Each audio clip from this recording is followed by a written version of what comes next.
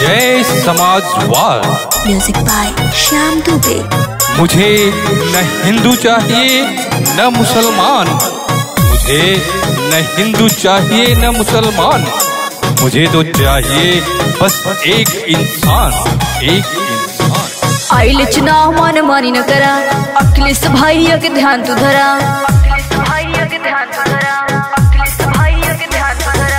आइले चुनाव मन मन न करा, अखिलेश भैया के ध्यान तू धरा।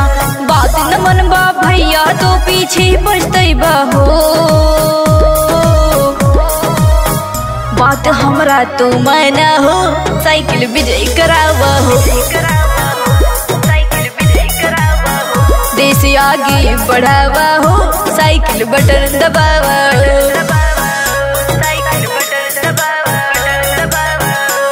मुझे न तो हार चाहिए न जीत, मुझे न तो हार चाहिए न जीत, मुझे तो बस चाहिए मानवता की प्रीत, मानवता की प्रीत।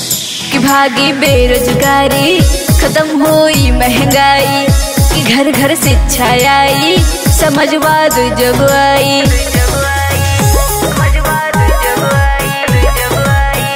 कि भागी बेरोजगारी, खत्म हुई महंगाई, कि घर घर शिक्षा आई, समझवाद जब आई। अखिलेश भैया जैसे कहाँ नेता पैबा हो, बात हमरा तो माना हो, साइकिल विजय करावा हो। देश आगे बढ़ावा हो, साइकिल बटन दबावा हो।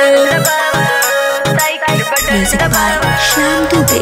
मुझे न तो भारत चाहिए न पाकिस्तान, मुझे न भारत चाहिए न पाकिस्तान, मुझे तो चाहिए धरती माँ की शान, धरती माँ की शान।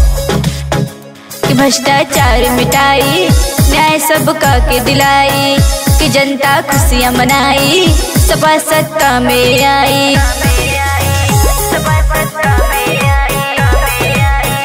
कि भ्रष्टाचार मिटाई, न्याय सबका के दिलाई, कि जनता खुशियाँ मनाई, सपा सत्ता में आई। श्याम कमल ही मानसू कहे देश बचैया हो, बात हमरा तो माना हो, साइकिल विजय करावा हो। देश आगे बढ़ावा हो, साइकिल बटन दबावा हो। आइले चुनाव मन मन न करा, अखिलेश भैया के ध्यान तू धरा। बात न मन बा भैया तो पीछे पछतैबा हो, बात हमरा तो माना हो, साइकिल विजय करावा हो। देश आगे बढ़ावा हो, साइकिल बटन दबावा हो।